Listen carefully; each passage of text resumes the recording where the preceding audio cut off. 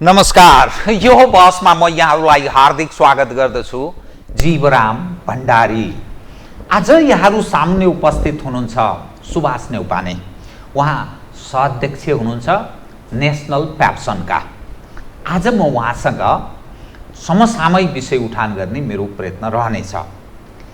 निजी क्षेत्रबाट सञ्चालित विद्यालयहरूका त्यसका लगानीकर्ता र त्यससँग आबद्ध कैयौं यतिखेर सरकारले ल्याउन लागेको जुन निजी विद्यालय छ त्यसलाई गुठीमा परिणत गर्ने त्यो नियतले जसरी ऐन ल्याउन लागेको छ त्यसको विरोधमा निजी विद्यालयका सञ्चालकहरू देशव्यापी विरोधमा उभिएका छन्, खडा भएका छन्। सरकार भन्छ शिक्षामा ज्यादै नै व्यापारीकरण भयो, यो गरिब दिन दुखीका लागि ठेगिन सक्ने स्थिति भयो, त्यसकारण निजी क्षेत्रका सञ्चालकहरूलाई अब अंकुश लाउन जरुरी छ। त्यो असीमित आर्जन रोक्नका लागि यो जरुरी छ। गुठीमा परिणत गर्नु निजी विद्यालयहरूलाई जरुरी छ। सञ्चालकहरू भन्छन् होइन, त्यसो होइन। किन होइन भने संविधानले प्रपर्टी राइटलाई मौलिक हकको रूपमा व्यवस्था गरेको छ। त्यसकारण यो सिधै हामीमाथि धावा बोलिएको।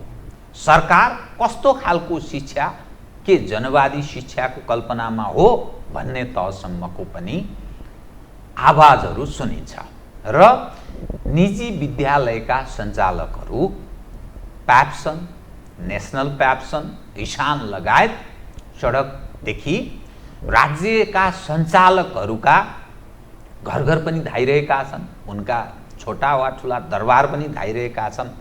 त आज म सुभाष नेउपानेसँग गुठीमा परिणत गर्ने निजी विद्यालयहरूलाई सरकारको यो प्रयत्न हो के, गर्नुहुन्छ अब तपाईहरू के लगायत कैयौं विषयहरू अलि सूचनामूलक र विश्लेषणात्मक ढङ्गले ती आम जिज्ञासालाई पनि उहाँ मार्फत सम्बोधन गराउने मेरो प्रयत्न रहनेछ। सर्वप्रथम म उहाँलाई स्वागत गर्छु। सर, स्वागत छ कार्यक्रममा। धन्यवाद। अब म तपाईसँग सिधै कहाँ प्रवेश गरेँ भने तपाईहरूमाथि सरकार के भन्छ भने यो यसकारण जरुरी छ तपाईहरू महँगो हुनुहुन्छ। तपाईहरूको लगभग 28 देखि 30-35 लाख कति विद्यार्थी निजी विद्यालयमा पढ्छन्, अर्थात् +2 सम्मलाई तपाईहरू विद्यालयको रूपमा मान्नुहुन्छ। यो यति महँगो छ गरिब दिनदुखीका लागि, जसलाई यो संविधानले समाजवाद उन्मुख भनेको छ नि संविधान, त्यस सापेक्ष भएन। त्यसकारण संविधान सापेक्ष बनाउनका लागि पनि अब गुठीमा परिणत गर्नुपर्छ। यो व्यापार भयो। बढी अकुत सम्पत्ति आर्जन गरेका अदृश्य शक्तिले पनि विद्यालयहरूमा लगानी गरेका छन्। नवधनाढ्यहरू पनि छन्, नेताहरूका पनि लगानी छ, तस्करहरूका पनि छ। त्यसकारण अब अंकुश लाउनुपर्छ। गरिबका लागि भएन, यो नवधनाढ्यहरूका लागि भयो। त्यसकारण यो जरुरी छ भन्छ। ल सुनौ त तपाईका कुरा। यो संविधानले एउटा व्यवस्था गरेको छ, फन्डामेन्टल राइट्समै आधारभूत शिक्षा निशुल्क र अनिवार्य हुनेछ भनेर त्यो व्यवस्था गरेको छ र 12 क्लाससम्मको शिक्षा निशुल्क हुनेछ भनेर व्यवस्था गरेको छ। जुन राज्य कोषबाट सञ्चालित सामुदायिक विद्यालयहरू छ त्यहाँ निशुल्क हुन्छ। त्यसलाई व्यवस्थित गर्ने, त्यसलाई स्तर उन्नति गर्ने, त्यहाँ क्वालिटी एजुकेसन दिने, ग्लोबल्ली कम्पिट गर्न सक्ने जनशक्ति तयार गर्ने, विश्व बजारमा बिक्न सक्ने जनशक्ति तयार गर्ने, त्यो राज्यको दायित्व हो र सामुदायिक विद्यालयको स्तर उन्नति गर्नुपर्छ। प्राइभेट स्कुलहरू एकातिर छन्, तपाईँ भन्दै हुनुहुन्छ धेरै महँगो छ भनेर। हाम्रो प्राइभेट स्कुलहरू विभिन्न खालका छन्। सामान्य मान्छेदेखि लिएर जसको आर्थिक स्थिति साह्रै कमजोर छ उहाँले पनि अफोर्ड गर्न सक्ने, जसले इन्टरनेसनल लेभलको स्कुलहरू खोल्नुहुन्छ त्यसले पनि अफोर्ड गर्न सक्ने, त्यो समुदायलाई क्याटर गरेर जुन जस्तो समाजको हाम्रो संरचना छ, जस्तो आर्थिक स्थिति छ, त्यहीलाई क्याटर गर्ने किसिमले प्राइभेट स्कुलहरू छन्। त्यो भन्न खोजेको के छ भन्नुहुन्छ भने 500 रुपियाँ मन्थली फी लिनेदेखि लिएर धेरै महँगा स्कुलहरू 40-50 हजार रुपियाँ मन्थली फी लिने पनि छ। अब यदि त्यो 40-50 हजार रुपियाँ मन्थली फी लिने स्कुल भएन भने पनि नेपालबाट थुप्रै विद्यार्थीहरू बाहिर जाने सम्भावना छ। हिजोका दिनमा मलाई लाग्छ 40% विद्यार्थीहरू स्कुल एजुकेसनमा पनि बाहिर पढ्ने गर्थे। आज त्यो अवसर, बाहिर पढ्ने अवसर छैन प्राइभेट स्कुलका कारणले। आज प्राइभेट स्कुलले काहीँ कारणले सामान्य एउटा राइटअपमा हामीले बाहिरबाट मान्छे ल्याउने गर्थ्यौँ। जस्तो म गभर्मेन्ट स्कुलमा पढेको मान्छे हो, म स्कुलमा पढ्दै गर्दा मेरा साइन्सको टिचर्स, मेरो इङ्ग्लिसको टिचर्स, म्याथको टिचर इन्डियन हुनुहुन्थ्यो। आज त्यो पूर्ति गर्न सफल भएको छ। त्यो मात्रै होइन, मेडिकल सेक्टरमा, इन्जिनियरिङ सेक्टरमा, ब्याङ्किङ सेक्टरमा, कुनै पनि सेक्टरमा, आइटी सेक्टरमा अहिले प्राइभेट सेक्टरको प्रडक्ट हामीले त्यो जनशक्ति तयार गरिसकेका छौँ। यो गर्नु के अभिशाप हो त? राम्रो गर्नु अनि शिक्षामा गर्व गर्ने खालको जो नेपाल बनेको छ अहिले, शिक्षाको क्षेत्रमा गर्व गर्ने खालको जो बन्या छ, त्यो हाम्रो कारणले बन्या छ।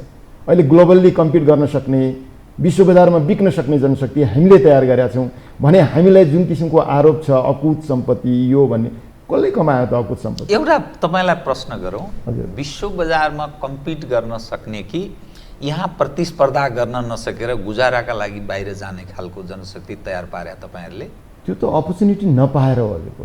अहिलेसम्म जस्तो भनौँ न, गरिब देशमा त्यहाँ बढी सम्भावना छ। धनी देशमा त के एउटा मात्र हजुरलाई कुरा गर्छु, 3D भन्छ नि, डेन्जरस, डटी, डिफिकल्ट। यस्तो काम गर्न नेपाली पुस्ता, युवा पुस्ताहरू प्रेरित छन्, बाध्य छन्। यसको अर्थ यहाँ दक्ष जनशक्ति छैन, त्यस कारण त्यो बाहिर गइरहेछ भन्छ। भलै कतिले ब्रेन ट्रेन भन्छ, तर एकदम क्यापेबल मानिस कतै खोजिनुपर्छ। सबैजना यो समाज प्रष्ट हुन के आवश्यक छ भने कम्युनिटी स्कुलमा हामीले शिक्षालाई सिपसँग जोड्न सकेनौँ, जीवनसँग जोड्न सकेनौँ, व्यवहारसँग जोड्न सकेनौँ, संस्कारसँग जोड्न सकेनौँ। यो जोड्न नसकेका कारणले त्यसको लर्निङ आउटकम्स बेस्ट आएन।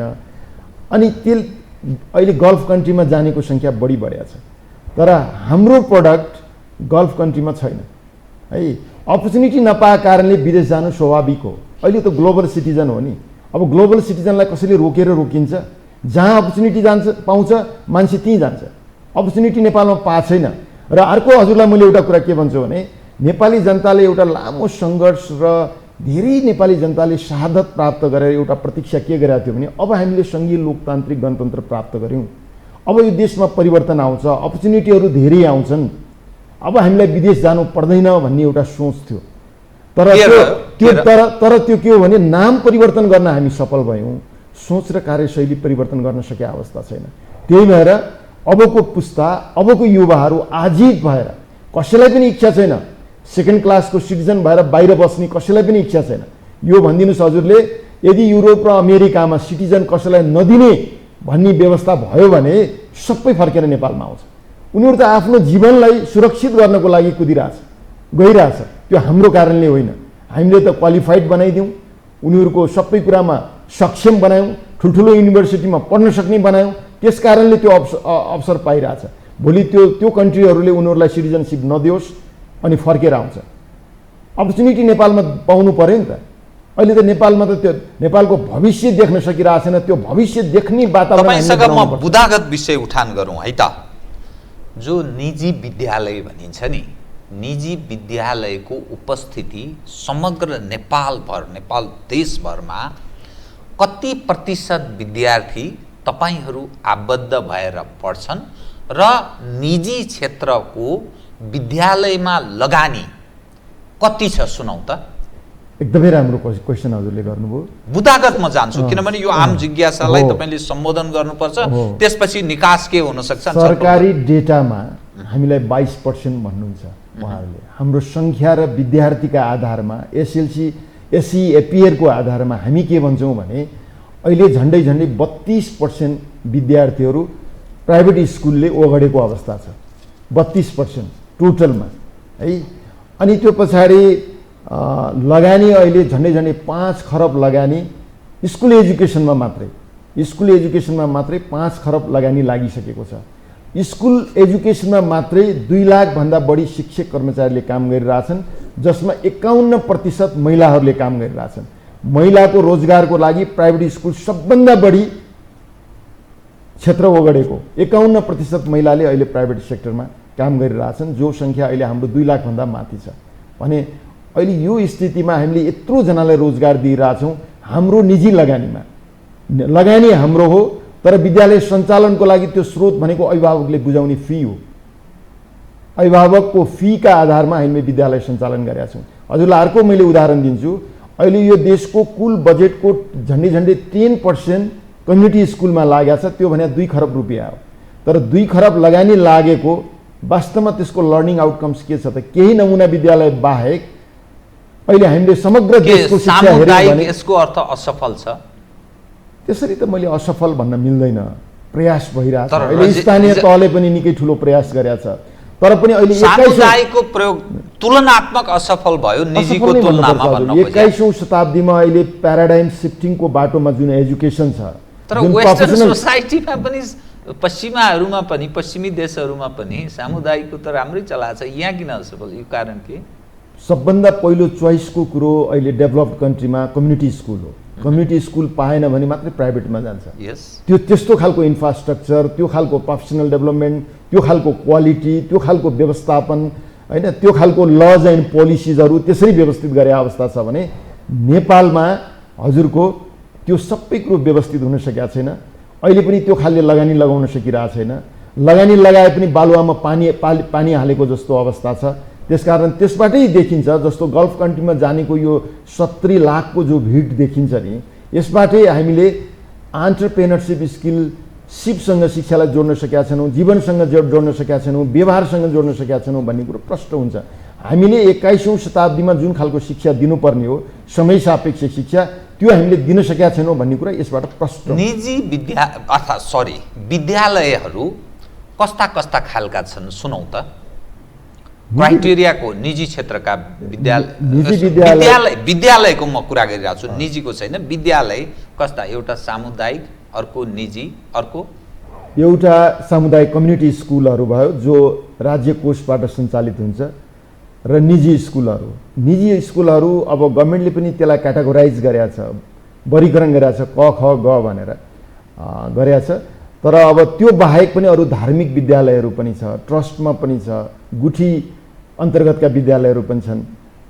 त्यो थुप्रै उनीहरूको हिस्सा चाहिँ के छ? अरू यो सामुदायिक र निजी बाहेकको अरूहरूको हिस्सा? सामुदायिक भने त कम्प्लिट हजुरको राज्य कोषबाट सञ्चालन हुने विद्यालयहरू भए, प्राइभेट अन्तर्गत पनि, गुठी अन्तर्गत पनि विद्यालयहरू छ, र कम्पनी अन्तर्गत पनि विद्यालयहरू छ।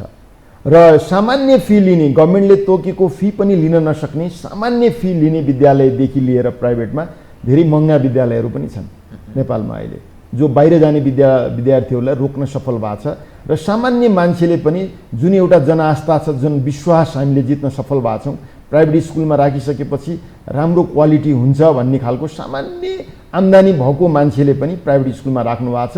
त्यही किसिमको कम्युनिटीलाई काटर गरेर विद्यालयहरू खुलेका छन्, विभिन्न खालका विद्यालयहरू छन्। तपाईँले लगभग 32% निजी विद्यालयमा पढ्छन् जो दाबी गरिरहँदा अहिलेको सिनारीमा कति लाख चाहिँ निजीमा छन्? टोटलमा विद्यार्थी पढ्ने सङ्ख्या विद्यालय तहसम्मको म कुरा गरिरहेको छु, अर्थात् +2 सम्मलाई तपाईँहरू विद्यालय। अहिले +2 सम्म झन्डै 35 लाख विद्यार्थीहरू प्राइभेट स्कुल, तपाईँहरूको मातहतमा? हजुर, 35 लाख विद्यार्थीहरू प्राइभेट स्कुलमा पढ्ने गर्छन्।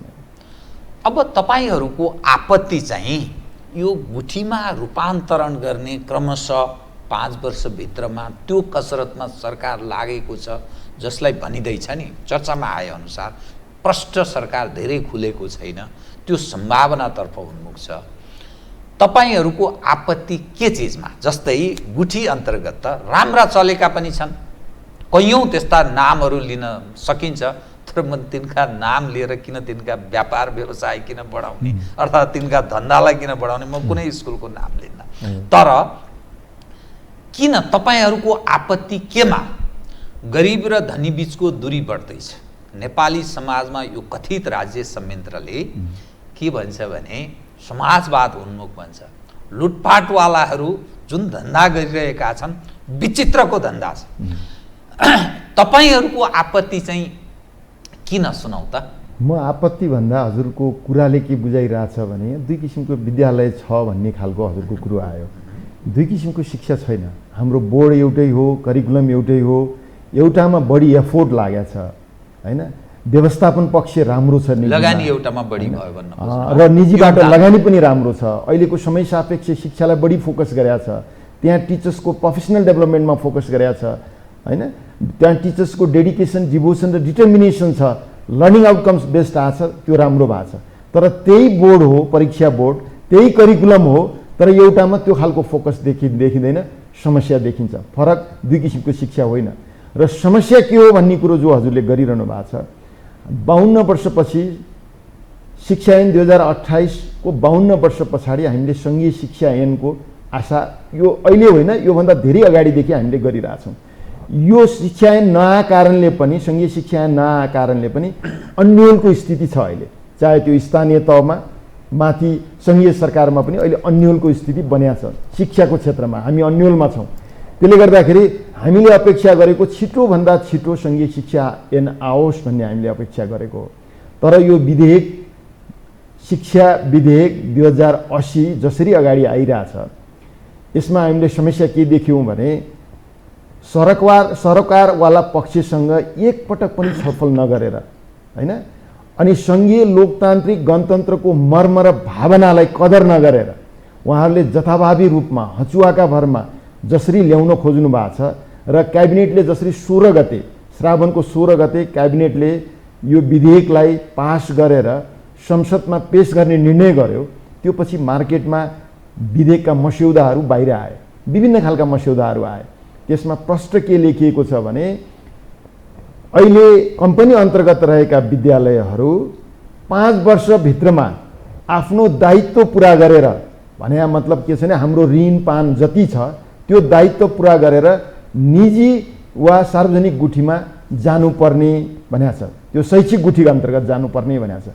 शैक्षिक गुठीको प्रकृति कस्तो हुन्छ भनेर नेपालको कुनै पनि कानुनले अहिलेसम्म व्याख्या गरेको अवस्था छैन।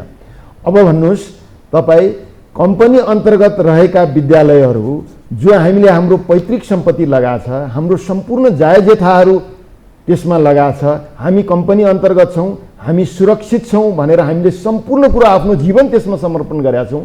हामी बिचमा पनि एउटा खालको प्रतिस्पर्धा छ, बेस्ट गरेनौँ भने त्यहाँ विद्यार्थीको सङ्ख्या घट्छ। हामीले सम्पूर्ण कुरो लगाइसकेपछि आएर हठातमा आज सरकारले तिमी अब गुठीमा जानुपर्छ 5 वर्षभित्रमा भनेर हाम्रो आयु तोक्ने जब काम गर्छ, त्यो पनि तिम्रो सबै कुराहरू फरफारक गरेर जानुपर्छ भने अहिले हामीसँग थुप्रै बैंकको लोन हामी बोकिरहेछौँ। कसैसँग 2 करोड छ, 4 करोड छ, 5 करोड छ, 50 करोड छ, अरबसम्म हामीले लोन बोकिरहेछौँ। अब यो त जनताको पैसा हो नि, बैंकको पैसा भने त जनताको पैसा हो। अब हामी 5 वर्षभित्रमा फरफारक गरेर जान सक्छौँ? यस्तो अनार्किजम पाराले तीर पनि भन्यो हो, चाँडो फरफारक दायित्व पुरा गरेर मात्रै जाने भनेको छ। 5 वर्षको समय हामीलाई दिएको छ, यो सम्भव छ? हामी 15 वर्ष, 20 वर्ष, 25 वर्षको लागि लोन ल्याएको छौँ हैन, अनि त्यो 5 वर्षमा हामी फरफारक गर्न सक्छौँ? अनि हामीले सम्पूर्ण पैतृक सम्पत्ति जायजेथा हामीले त्यसमा राखेका छौँ भने यस्तो सङ्घीय लोकतान्त्रिक मुलुकमा जबरजस्ती गर्न पाइन्छ? फेरि एउटा त कुरा, एउटा लोकतन्त्र भने त के हो भने राष्ट्रको पनि सम्पत्ति हुन्छ, व्यक्तिको पनि सम्पत्ति हुन्छ भन्ने मान्यता राख्छ नि त हामी। कम्युनिस्ट कन्ट्रीमा व्यक्तिको सम्पत्तिलाई मान्यता दिँदैन, तर लोकतान्त्रिक मुलुकमा त राष्ट्रको पनि व्यक्तिको पनि सम्पत्ति हुन्छ त। अनि कम्पनी अन्तर्गत हामीलाई लैजाने भने त हाम्रो मुआब्जाको कुरा होला, त्यसको मूल्याङ्कनको कुरा होला हैन, त्यसको गुडविलको कुरा होला, अनि हामीलाई बेरोजगार बनाइसकेपछि हाम्रो बेरोजगारको व्यवहार बोक्ने कुरा होला। ठिक छ, राज्यले राष्ट्रियकरण गर्छ, शिक्षा र स्वास्थ्य राज्यको दायित्व हो भने हामीलाई राष्ट्रियकरण गर्न सक्छ। अनि त्यसको कम्पनीको ऐन अनुसार, इन्टरनेसनल ल अनुसार हामीलाई जसरी बुझाउनु पर्ने उहाँहरूले बुझाउनु पर्छ। राष्ट्रियकरण गर्न चाह्यो भने या सरकारले साँच्चै आँट गरे हो भने राष्ट्रियकरण गर्न चाह्यो भने तपाईँहरूको शर्त के रहनेछ? तपाईँले जुन राष्ट्रियकरणको कुरा गर्नु एकदमै राम्रो। सरकारले चाहेमा स्वास्थ्य र शिक्षा हाम्रो जिम्मेवारी हो, राष्ट्रको दायित्व हो, हामी पुरा गर्छौँ भनेर यदि सरकारले चाहन्छ भने हाम्रा कम्पनी अन्तर्गतका स्कुलहरू, कम्पनी अन्तर्गतको स्कुल भनेको इन्टरनेसनल लले पनि त्यसका विभिन्न किसिमले त्यसको क्षतिपूर्ति दिनुपर्ने हुन्छ। जस्तो पहिलो कुरा त्यसको मूल्याङ्कन, त्यसको लगानी कति छ त्यो मूल्याङ्कन सरकारले गर्नुपर्छ।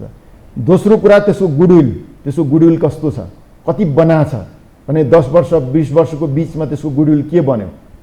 अनि तेस्रो कुरा हामी त्यसबाट बेरोजगार हुँदैछौँ भने हामी बेरोजगारीको व्यवहार के हो त्यो पनि उसले बेहोर्नु पर्ने हुन्छ। यो सबै कुरो गर्न यदि सरकार तयार छ भने हामी ठिक छ, सरकारले चाहेमा त हामी यही देशका नागरिक हौँ, हामी शिक्षाको विषयमा राम्रो गर्छौँ, शिक्षा र स्वास्थ्य हाम्रो सरकारको जिम्मेवारी हो भनेर निर्णय गर्छ भनेपछि त्यसलाई पनि हामी स्वीकार्न तयार छौँ, तर हामीले क्षतिपूर्ति पाउनु पर्यो। सरकार जसलाई भनिन्छ त्यो देशको त्यो नागरिकहरूको एक हिसाबले तालुकदार अभिभावक पनि हो।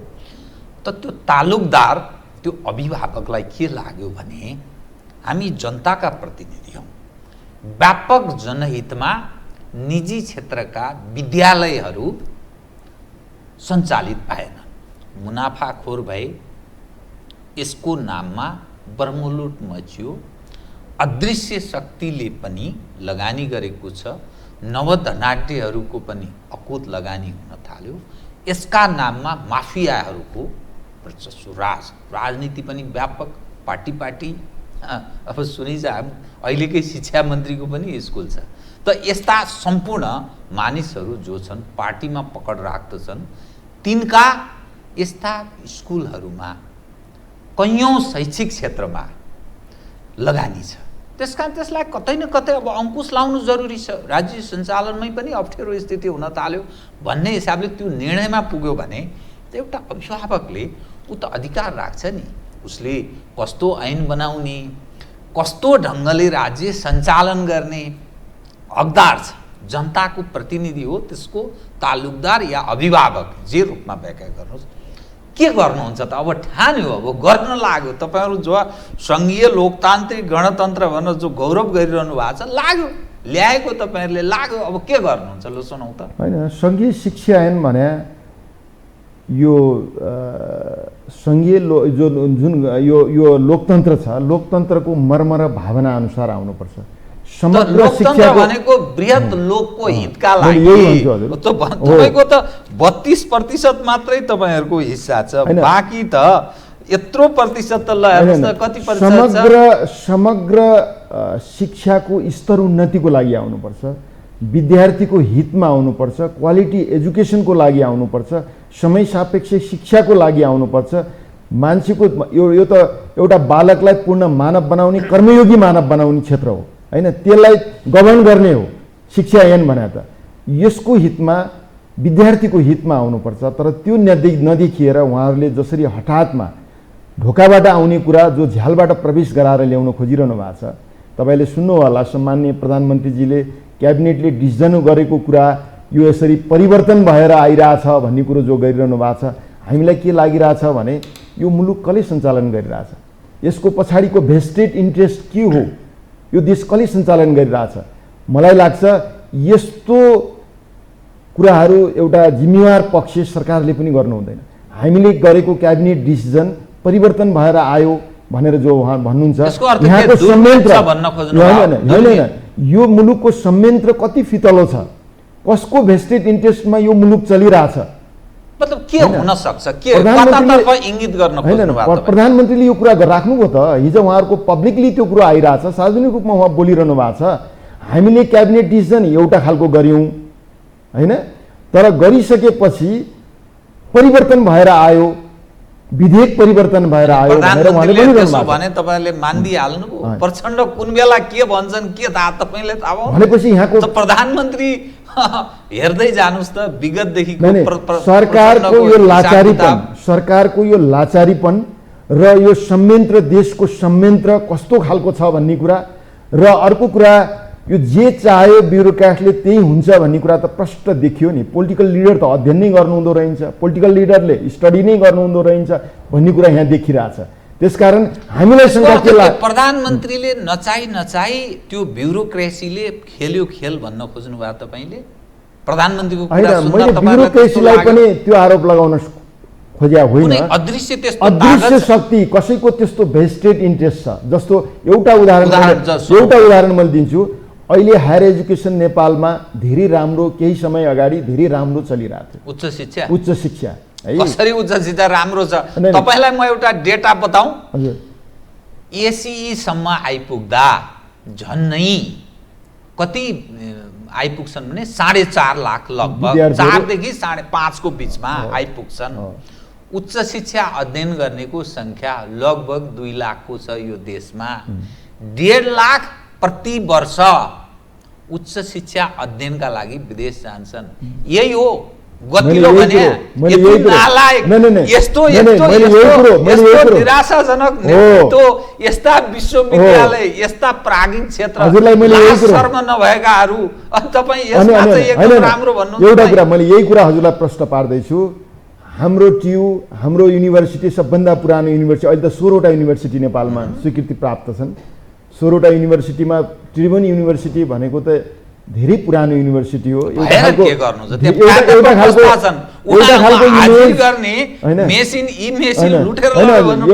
इमेज बनाएको युनिभर्सिटी हो। हामी तीका प्रोडक्ट हौँ।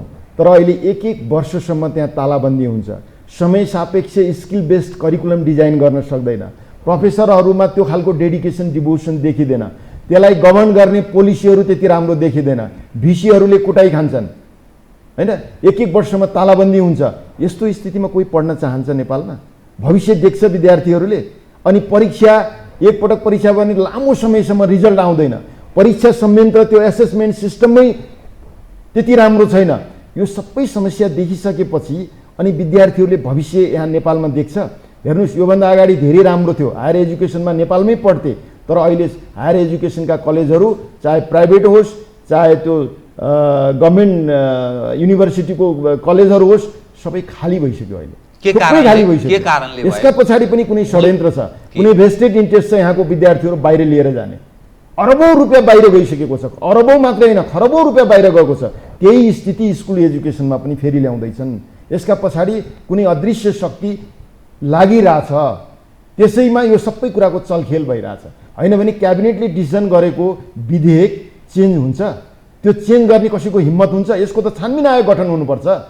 यदि क्याबिनेटले डिसिजन गरेको विधेयकमा परिवर्तन आछ भने तुरुन्तै यो सरकारले प्रधानमन्त्रीले तपाईहरुलाई भने मैले त अर्को ढंगले गरेका थिएँ, अर्को आएछ भने प्रधानमन्त्रीले तपाईहरुले भेट्दा त्यो आइसक्यो। त्यो मलाई हामीले त्यसरी प्रत्यक्ष रूपमा उहाँलाई भेटेका छैनौं। प्रधानमन्त्री पुष्पकमल दाहालले भने तपाईहरु उहाँले पब्लिकली हिजो बोल्नु भएको छ। कहिले कहाँ के त्यो सार्वजनिक रूपमा पब्लिकली बोल्नु भएको छ। एउटा खालको विधेयक हामीले तयार गर्यौं, त्यसमा केही करेक्सन गरेर, तर अहिले आउँदा अर्को खालको आइदियो भन्नुभएको छ। त्यो अर्को खालको आउने कसरी आयो त?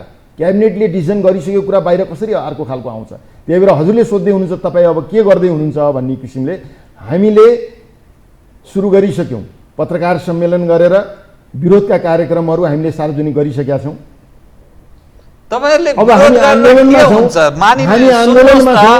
68% हिस्सा अर्को खालेले ओगटेको रहेछ देशभरिमा।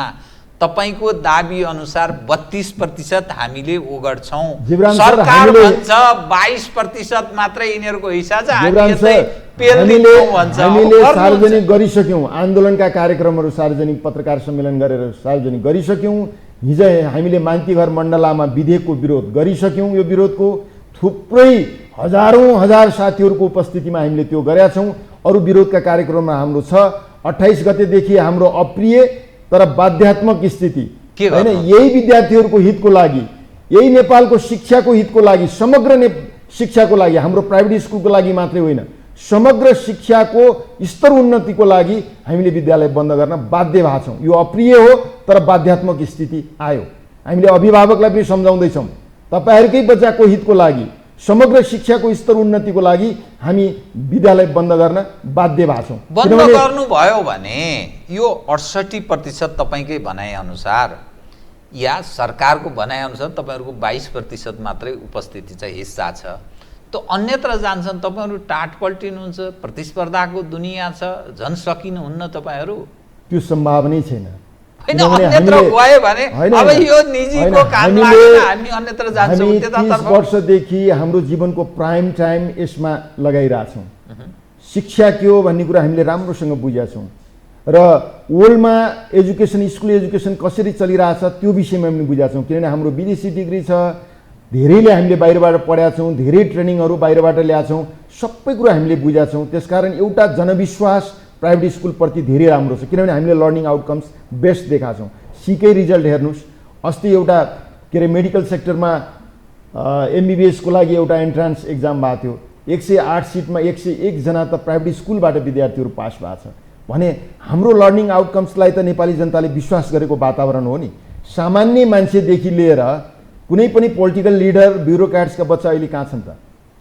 उहाँहरूले जति आदर्शका कुरा गरे पनि विश्वास त हामीलाई गर्नुभएको छ नि, अनि यति चाँडै हाम्रो अस्तित्व समाप्त हुन सक्छ? तपाईलाई अप्रिय प्रश्न गरौँ एउटा, तपाईहरुकोमा पढ्ने त होलान् कि यसको अर्थ यो नेताका सन्तान चाहिँ लुटपाटवाला छन् भन्न खोजे हैन, उनले लुटपाट गरे हुनाले अलि महँगोमा पढाउने भए। तर तपाईहरुको जुन महँगो छ नि त्यसले एउटा दुई खाले क्लास निर्माण गरिरहेको छ। त्यो क्लास जसलाई मार्क्सले कुनै समय वर्ग सङ्घर्ष भन्थे, त्यसले एउटा ठुलो खाडल सिर्जना गर्दैछ, गरिब र धनी बीचको दूरी बढ्दैछ, त्यसले समाजमा एउटा तनाव सिर्जना गर्दैछ। त्यसकारण एकै खाले जनशक्ति एउटै प्रकृतिको अर्थात् राजादेखि रङ्कसम्म, अहिले राजा छैनन्, लुटपाटवाला र अर्को खाले भन्नुहोस्, लुटपाटवाला गर्ने र सामान्य गरिबका बच्चा एकै स्कुलमा पढुन्, त्यसो हुँदाखेरि त्यो दूरी बढ्दैन, एक खाले राम्रो भावना पैदा हुन्छ। यो जुन खालको जनशक्ति पैदा गरिरहेको छ, नवधनाढ्य तपाईहरुको निजीतिर पढ्ने, गरिबका बच्चा सरकारीमा पढ्ने, अनि त्यो उसको सारा त्यसले गर्दा द्वन्द्व बढाउँछ भन्छ नि त। यस्तो हैन, त्यसको समाधानको एउटा मात्रै उपाय हो, कम्युनिटी स्कुल भनेको समग्रलाई समेट्ने कम्युनिटी स्कुल हो। यसको स्तर उन्नति गर्नुपर्छ, किनभने देशको कुल बजेटको ठुलो धनराशि यसमा खर्च भइरहेछ। हामीले यसलाई राम्रो व्यवस्थापन गर्न नसकेका अवस्था हो, किनभने अहिले पनि डेभलप कन्ट्रीमा हेर्नुभयो भने पहिलो चोइस कम्युनिटी स्कुल हुन्छ, त्यो पछि मात्रै प्राइभेट स्कुल हुन्छ। हामी प्राइभेट भएको कारणले क्वालिटी यस्तो हुँदो रहेछ है, त्यही नेपालीका छोराले चलाउने प्राइभेट स्कुलमा यो खालको रिजल्ट छ, त्यही नेपालीहरूले चलाउने कम्युनिटी स्कुलमा यो गर्न सकेका छैन भन्ने कुरा त हामीले देखाउन सफल भएको छौँ नि। हाम्रो उपस्थितिको कारणले कम्युनिटी स्कुल पनि अब बेस्ट गर्नुपर्छ, क्वालिटी यो हो भन्ने कुरो बुझाउन सफल भएको छौँ नि। के हामीले अन्याय गऱ्यौँ त? राम्रो गर्नु, नेपाली राम्रो जनशक्ति दिनु, राम्रो जनशक्ति उत्पादन गर्नु के हाम्रो अनि त्यो महँगी, त्यो अस्वाभाविक फी शुल्क नै? त्यही त मैले भने कम्युनिटी स्कुललाई हामीले बेस्ट गर्नु पर्यो हैन। आज मैले भने एक देश दुई खाले शिक्षा भन्छ नि त, दुई खाले शिक्षा त छँदै छैन। बोर्ड एउटै छ, करिकुलम एउटै छ, एउटामा मेहनत छ, एउटामा मेहनत छैन, दुई खाले त्यसरी देखिएको। यसको अर्थ अरू नालायक छन् 68% वाला, त्यसरी मैले भन्न खोज्दैन। तर सरकारले जुन किसिमले जुन बाटोमा यसलाई कम्युनिटी स्कुलको स्तर उन्नति गर्नुपर्ने हो त्यो बाटोमा अझै जान सकेको अवस्था छैन। त्यसलाई व्यवस्थित गर्नुपर्छ, अनि त्यसलाई राम्रो गर्न नसक्ने, त्यसको स्तर उन्नति गर्न नसक्ने, अनि त्यसलाई ढाकछोप गर्नलाई प्राइभेट स्कुललाई प्रहार गर्ने जुन सबैको सोच छ यो एकदमै गलत हो। यो के गर्न खोजेको भन्ने तपाईहरुको ठम्याइ निजी विद्यालयलाई, निजी विद्यालयमाथि एक हिसाबले भने जुन आक्रमणै मानौँ, भलै म सञ्चार क्षेत्रको मानिस भएको हुनाले निरपेक्ष हुन्छु कुनै पनि सवालमा, चाहे व्यवस्थाको सवाल होस्, चाहे संविधानको सवाल होस्, यो गयो भने मेरो प्राण जान्छ, म त्यसैमा ठान्ने। त्यसै गरी स्कुलको सवालमा पनि म त्यही धारणा राख्छु। त सरकारले चाहिँ के गर्न खोजेको भन्ने तपाईहरुको? सरकारले यति चाँडै निजी विद्यालयलाई बन्द गर्न खोज्नु, यो खालका विभेदकारी नीतिहरू जो ल्याउन खोजिरहेछ, यसले हामीलाई समस्या होइन, नेपाली बालबालिकामाथि यसले ठुलो अन्याय पुर्याउँछ। त्यसको लागि हामी के भन्छौँ भने सरकारले कम्युनिटी स्कुललाई स्तर उन्नति गर्नु पर्यो। त्यहाँ निःशुल्क पढ्न पाएर शुल्क यहाँ कोही पनि तिर्न आउँदैन। त्यहाँ निःशुल्क पढ्न पाइसकेपछि, किनभने संविधानले पनि फन्डामेन्टल राइट्समा त्यो व्यवस्था गरेको छ, आधारभूत शिक्षा निःशुल्क र अनिवार्य हुनेछ भनेको छ, 12 क्लासको शिक्षा निःशुल्क भनेको छ, 12 क्लाससम्मको। जब कम्युनिटी स्कुललाई व्यवस्थित गर्छ त्यहाँ निःशुल्क पढ्न पाइन्छ नि, यहाँ शुल्क कसैले पनि तिर्दैन। त्यसकारण तर यति चाँडै त्यो विश्वासको वातावरण नबनाएर, त्यो कम्युनिटी स्कुललाई बेस्ट नबनाएर, भरपर्दो नबनाउँदासम्म प्राइभेट स्कुललाई विभेदकारी नीति ल्याएर यसलाई अन्त्य गर्न खोज्नु, यो एकदमै नेपाली बालबालिकामाथि अन्याय हुन्छ। हामीलाई अन्याय होला, हामी कसैको, हामीले यत्रो लगानी लगाएको छौँ, ल केही गर्ला सरकारले, त्यसको लागि त्यसका पनि प्रक्रियाहरू छन्, त्यो प्रक्रियाको पछाडि हामी लागौँला हैन। तर पनि हाम्रो अन्याय भन्दा पनि समग्र नेपाली बालबालिकामाथि ठुलो अन्याय हुन्छ। जबरजस्ती लाद्न खोज्यो भन्न खोज्नु भा? जबरजस्ती हो नि। यसरी त सरकारवाला पक्षसँग एकपटक पनि छलफल नगरेर लोकतान्त्रिक मुलुकमा कुनै पनि ऐनहरू बन्न सक्छ? ऐन कसका लागि? ऐन शिक्षाको स्तर उन्नतिका लागि होइन, नेपाली बालबालिकाको क्वालिटी एजुकेसनका लागि होइन, नेपाली बालबालिकाको भविष्यका लागि होइन, नेपाली विद्यार्थीको एजुकेसनका लागि होइन, अनि कसका लागि ल्याउन खोज्या हो त? होइन, यो सरकार जुन बारेमा तपाईँहरूको धारणा के? शिक्षा मन्त्री उपेन्द्र यादवको पार्टीको छ, अर्थात् जनता समाजवादी भन्ने नामको पार्टीको भागमा छ, भागभण्डा छ नि यहाँ। प्रधानमन्त्री माओवादीको भागमा छ। टोटलमा यो सरकार सञ्चालन भनेको काङ्ग्रेसको पछाडि ब्याक साइडबाट काङ्ग्रेसले सायद चलाउला, किनभने ठुलो पार्टी उही छ, सायद थाहा छैन कसले चलाइरहेको छ सरकार। त तपाईँहरूको माथि, तपाईँहरूको भाषामा भने सरकार बेइमानी गर्दैछ, गद्दारी गर्दैछ, अर्थात् निजी विद्यालयमाथि गिद्धे नजर लगाइरहेको छ। कुन पार्टीले गरेको कि यो कसको के? यो अलिक प्रश्न पारेछ। तपाईँहरू सबैकोमा धाउनु भयो, रामचन्द्र पौडेल भन्नेकोमा पनि धाउनु पऱ्यो, शेरबहादुरकोमा पनि धाउनु भयो, प्रचण्डतिर कता कता सबैको घर घर दैलो पनि धाइरहनु भएको छ अरे। त के कसले गरेको यो? अनि ओलीजी गाई जानु भयो। पार्टी विशेषलाई, दलगत पार्टीहरूलाई हामीले कसैलाई आरोप लगाउनु भन्दा पनि पार्टीले त चलाउँछ नि राज्य, आरोप लगाउनु भन्दा पनि पार्टीले चलाइरहेको। म हजुरलाई एउटा उदाहरण दिन्छु। हामीले धेरै नेपाली जनताको लामो अथक प्रयास पछाडि सङ्घीय लोकतान्त्रिक गणतन्त्र, म फेरि पनि दोहोऱ्याउँछु, नाम परिवर्तन गर्न सफल भयौँ। सोच र कार्यशैली अहिलेसम्म परिवर्तन गर्न सकेका अवस्था छैन। यदि सोच र कार्यशैली हामीले परिवर्तन गर्थ्यौँ भने प्राइभेट स्कुलले यो स्थिति भोग्नु पर्दैन थियो, कम्युनिटी स्कुल त्यो अवस्थामा रहँदैन थियो, स्तर उन्नति हुन्थ्यो, त्यहाँ निःशुल्क पढ्न पाएर आज प्राइभेट स्कुलको अस्तित्व त्यत्तिकै समाप्त हुन्थ्यो। त्यसलाई व्यवस्थित गर्न सकिरहेको अवस्था चाहिँ छैन। म पार्टी विशेष भन्दा पनि हामीले सोच र कार्यशैली पटक्कै परिवर्तन गर्न सकेका छैनौँ। ब्रोड भिजनका साथ अब अगाडि बढ्नुपर्छ। अहिले त एजुकेसन भनेको त 21st सेन्चुरीको एजुकेसन भनेको त 21st सेन्चुरीको एजुकेसन त प्याराडाइम सिफ्टिङको बाटोमा छ। धेरै परिवर्तन। अहिले पनि हामी ट्रेडिसनल अप्रोचमा टिचिङ लर्निङ भइरहेछ, पुरानै पद्धतिमा हामी छौँ। अब यसमा ठुलो ट्रान्सफर्म, यसमा रूपान्तरणको आवश्यक छ। त्यो गर्ने कुरामा अझै हामी विभेदकारी नीति लिएर एजुकेसन सेक्टरलाई नै बडा अप्ठ्यारोमा पार्न खोजिरहेछौँ। यो गलत हो। यो सोचमा परिवर्तन आउनुपर्छ, कार्यशैलीमा परिवर्तन आउनुपर्छ।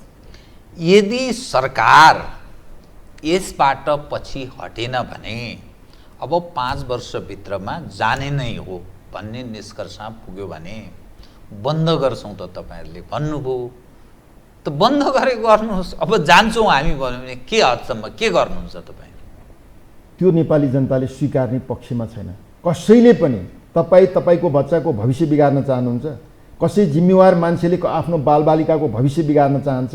आफ्नो जीवनको जति पनि कमाइ छ सबै कुरो बच्चामा समर्पित गरिरहेछ। हाम्रो नेपालको सिनारियो होइन, 68% तपाईकै भनाइअनुसार त 70-68% अरू क्षेत्रमा रहेछ। मैले अर्को कुरा भन्छु, सबै नेपाली सक्नेहरू जो नसक्ने हुनुहुन्छ उहाँहरू अप्ठ्यारोमा पर्नुहुन्छ, जो सक्ने हुनुहुन्छ सबै बच्चा बाहिर जान्छ, अरबौं अरब रुपियाँ विदेशिन्छ, अरबौं अरब खरबौं रुपियाँ विदेशिन्छ। अनि नेपालको स्थिति के हुन्छ शिक्षामा? त्यसले गर्दा यो विषयमा सरकार जिम्मेवार हुनुपर्छ र हामीले के गर्ने भन्ने कुरा होइन। हामी अन्तिम लडाइँ लड्दैछौँ, किनभने हाम्रो समाज भनेको यो बौद्धिक समाज हो, गुरुहरूको समाज हो।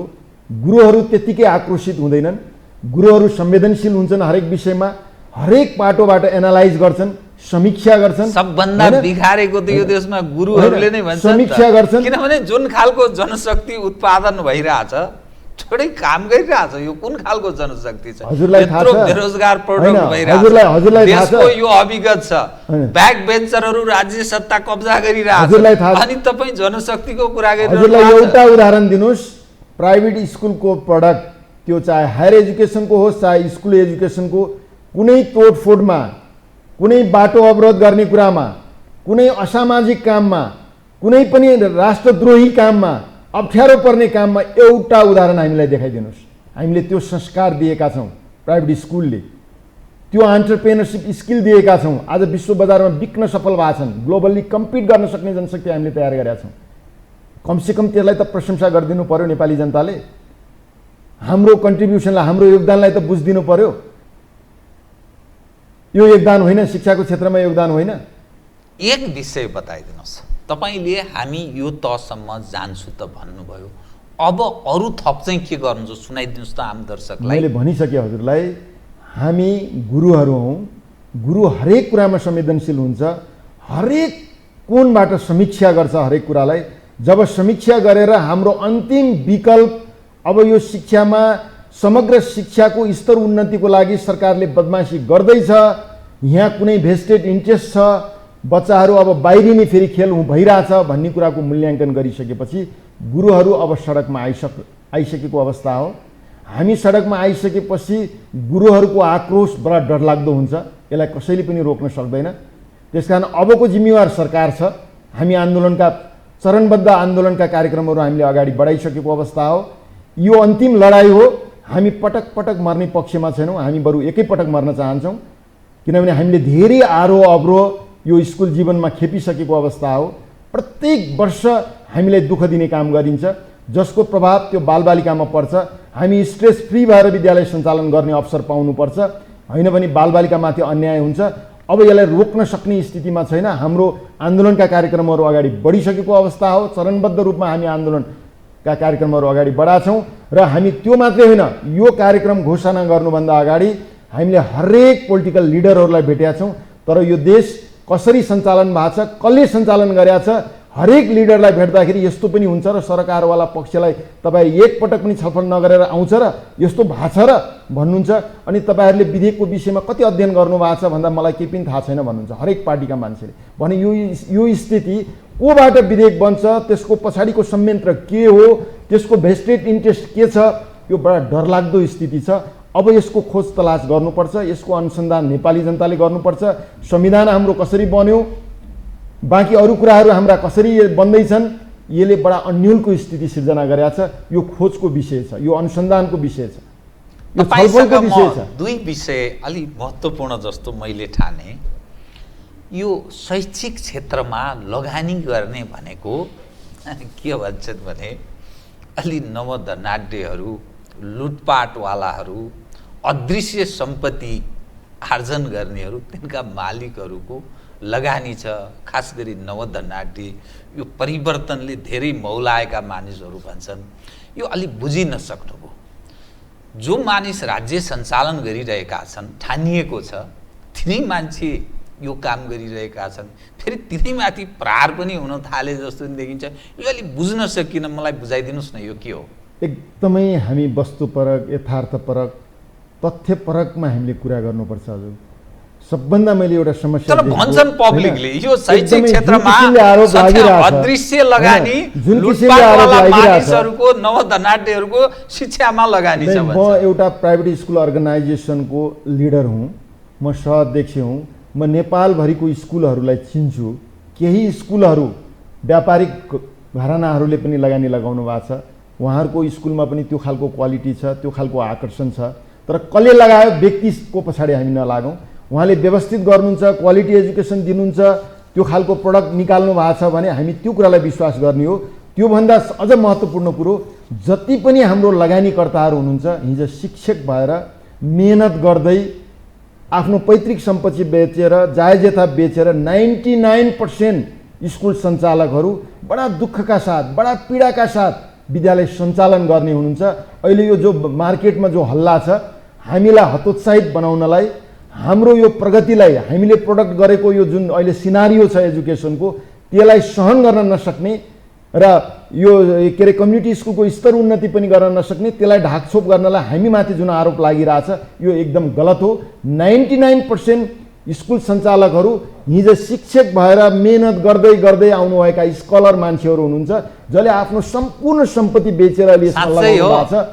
एकदम यसको छानबिन होस्। जुन माफियाको आरोपलाई, माफिया शब्दको अर्थ के, माफिया कुन माफिया यसमा लागेको छ हामी पनि पत्ता लगाउन चाहन्छौँ। अब नाम त किन भनौँ, हामी पनि पत्ता लगाउन चाहन्छौँ, किनभने ब्रोकरहरू, कयौं यस्ता मानिसहरू, म हजुरलाई एउटा जानकारी गराउँछु, राजनीतिमा लागेका मानिसहरू छन्, यस्ता लुटपाटवाला मानिस छन्, यो प्राइभेट स्कुलमा लगानी छ। प्राइभेट एजुकेसनमा म पूर्व मेचीदेखि पश्चिम महाकालीसम्मको साथीहरूलाई चिन्छु, कसको लगानी छ भनेर केही यो के अरे व्यापारिक घरानाका मान्छेहरूले लगानी लगाउनु भएको छ, केही पोलिटिकल लिडरहरूको पनि केही लगानी छ है। तर मलाई लाग्छ 99% यो स्कुल जो प्राइभेट स्कुल सञ्चालन गर्नुभएको छ बडा दुःखका साथ बैंकको लोन बोकेर, कतिजना मान्छे बैंकको लोन तिर्न नसकेर स्ट्रेसमा भएर, डिप्रेसन भएर विदेश प्लान भएको, कति रोगी भएको, कति अप्ठ्यारोमा परेको, कतिले सुसाइड गरेको उदाहरण पनि छ। यसमा विशुद्ध स्कलर मान्छे, पढेको मान्छे र शिक्षक पेसाबाट अरू अपर्च्युनिटी भनौँ न, अब एउटा इन्ट्रेस्टको विषय पनि हुन्छ। हामी शिक्षक हुँदै हुँदै हुँदै गएर पछि, म पनि एउटा शिक्षक हो, लामो समयदेखि शिक्षक भएर अनि आफ्नो लगानी लगाएर बाउको सम्पत्ति बेचेर आफ्नो जायजेता बेचेर स्कुलमा लगाएको, म कतैबाट त्यस्तो पैसा आएर लगाएको मान्छे पार्टीमा चाहिँ लाग्नु भएन हो। पार्टीमा नलाग्ने मान्छेहरू विशुद्ध पार्टीमै लागेर मालामाल भइरहेछन्, किन नलागेर 0.5% 1% पार्टीका लिडरहरूको पनि लगानी होला, व्यापारिक घरघरानाहरूको पनि लगानी होला, तर 99% विशुद्ध शिक्षा क्षेत्रका मान्छेहरूले यसमा लगानी लगाउनु भएको छ। यो जुन आरोप हो यो गलत आरोप। अब तपाईसँग म कार्यक्रमको ठिक अन्त्यमा झन्नै 2 लाख शिक्षक र कर्मचारीले रोजगारी प्राप्त गरेका छन् तपाईले भन्नुभएको। त्यसमा पनि 51% महिलाले काम गरेका, 51%। तर लो पे गर्नुहुन्छ तपाईहरु र उनीहरूको जीवन वृत्तिको आधार एकदम कमजोर छ, समयमा पैसा पनि दिइदैन र एकदम थोरै पैसा दिइन्छ र निवृत्त भएपछिको उनीहरूको अवस्था बडा नाजुक दिशातर्फ उन्मुख हुने खतरा छ भन्छन्। यो तपाईहरु उपर उठेको प्रश्न, यसको जवाफ दिनुस् त। अब एउटा कुरा के छ भने स्कुल महँगो हो भन्ने जुन आरोप छ, दैनिक उपभोगका सामानहरू सबै कुरा महँगी बढ्दै गएको अवस्था हो। त्यसलाई सरकारले पनि रोक्न सकेका छैन। अहिले विश्वमा नै त्यस कारणले त्यसरी महँगी बढ्दै गएको अवस्था हो। यो नेपालको मात्रै समस्या होइन, वर्ल्डकै समस्या हो। अझ कोभिड पछाडि त झन् महँगी यसरी बढ्या छ, धेरै गुणात्मक हिसाबले बढेको अवस्था हो। यसमा जो शिक्षक कर्मचारीले तलब कम पाउनु हो भन्ने जो कुरो छ, यसमा के छ भने फी पनि लिने, सामान्य 500 देखि फी लिएर धेरै महँगो फी लिने पनि छ। महँगो फी लिनेले सरकारले जो तोकेको स्केल छ त्योभन्दा धेरै तलब पाउने शिक्षक कर्मचारी पनि हुनुहुन्छ। जो सामान्य फी लिनुहुन्छ उहाँहरूले सक्ने अवस्था पनि छैन। किनभने हामी कहाँ एउटा के छ भने 10% स्कलरसिपको कुरा छ, तर झन्डै 20% स्कलरसिप हामी दिन्छौँ। 18-20% स्कलरसिप छ हामी कहाँ। त्यो बाध्यात्मक अवस्था पनि छ। हाम्रो नातेदार, यताउता, गरिब, जेहनदार, सीमान्तकृत, यो सबैलाई हामीले व्यवस्थापन गर्नुपर्ने हुन्छ। त्यसमा पनि 10-15% मान्छेहरूको फी पनि आउँदैन है। धेरै अब अहिले एउटा अभिभावकलाई पनि धेरै खालका समस्याहरू छन्। कतिको व्यापार व्यवसाय फेरि बिग्रन्छ, तिर्न सक्नुहुन्न, कति अप्ठ्यारोमा पर्नुहुन्छ, त्यस्तोलाई पनि हामीले कन्सिडर गरेका छौँ। हेर्नुहोस् न, यसरी हामीले स्कलरसिप दिन्छौँ, यहाँ स्कलरसिपको अन्तर्गत अध्ययन गर्छन्, तर त्यही स्कलरसिप हायर एजुकेसनमा हामीलाई विभेद गरिएको छ। त्यो समस्याहरू छ भनेपछि शिक्षकले तलब त्यसरी सबैले एकदमै राम्रो तलब पाछन् भन्ने पक्षमा म छैन, तर त्यो विषयमा हामी एकदमै जिम्मेवार छौँ। हाम्रो सङ्गठनले त्यो विषयमा छलफल गरिरहेछ। जबसम्म शिक्षक र कर्मचारी विद्यालयमा उहाँहरूले सेक्योर फिल गर्नुहुन्न तबसम्म क्वालिटी मेन्टेन र राम्रो पनि हुँदैन, त्यसको आउटपुट पनि राम्रो हुँदैन। हामी यो विषयमा गम्भीर छौँ। शिक्षकलाई जति राम्रो व्यवस्थापन गर्ने, अहिले त सोसल सेक्युरिटीको कुरा पनि छ, नागरिक लगानी कोष पनि छ, त्यसमा पनि व्यवस्थापन हामीले अगाडि बढाछौँ। शिक्षकलाई कसरी हामीले सेक्योर गराउन सक्छौँ त्योतिर अहिले प्राइभेट स्कुलहरू एकदमै लागेको छ। अब छोटो समयमा शिक्षकले एकदमै म सेक्योर छु, कर्मचारीले, त्यहाँको कर्मचारीले म सेक्योर छु, मलाई अब सरकारी जागिर नै खानुपर्छ, अरू व्यवसाय नै गर्नुपर्छ भन्ने छैन, म यसमा मेरो जीवन सेक्योर छ भन्ने वातावरण हामी बनाउँदैछौँ। त्यसमा प्रयास सङ्गठनले गरिरहेछ। यो सरकारले घुँडा टेक्छ कि, अर्थात् काङ्ग्रेस कम्युनिस्टको सरकारले घुँडा टेक्छ कि तपाईँहरू घुँडा टेक्नुहुन्छ? यो चाहिँ कति दिनमा टुङ्गो लाग्ला? न, यो छिट्टै टुङ्गो लाग्नुपर्छ। यो अप्ठ्यारो स्थितिमा, अन्यलको स्थितिमा सरकार नै यसको जिम्मेवार छ। हामी विद्यालय बन्द गर्दैछौँ, यो एकदमै अप्रिय तर बाध्यात्मक स्थिति हो। हामीले विद्यालय बन्द गर्नुको पछाडि हामी धेरै समीक्षा गरेर हामी अगाडि बढेका छौँ। हामीलाई शङ्का पनि लाग्यो यो अन्यलपूर्ण स्थिति, यो संयन्त्र नेपालको, अनि यो भेस्टेड इन्ट्रेस्ट, अनि सारा विद्यार्थीहरू बाहिर लैजाने यो जुन षड्यन्त्र भएको छ त्यसको विरुद्धमा यो समग्र शिक्षाको स्तर उन्नतिको लागि हामी लागेका हो, प्राइभेट स्कुलको लागि मात्रै लागेका होइन। किनभने अहिले सबै पक्षका नेताका घर घर त धाउनु भयो होइन, उहाँलाई जानकारी गरायौँ। यो हाम्रो अन्तिम लडाइँ हो।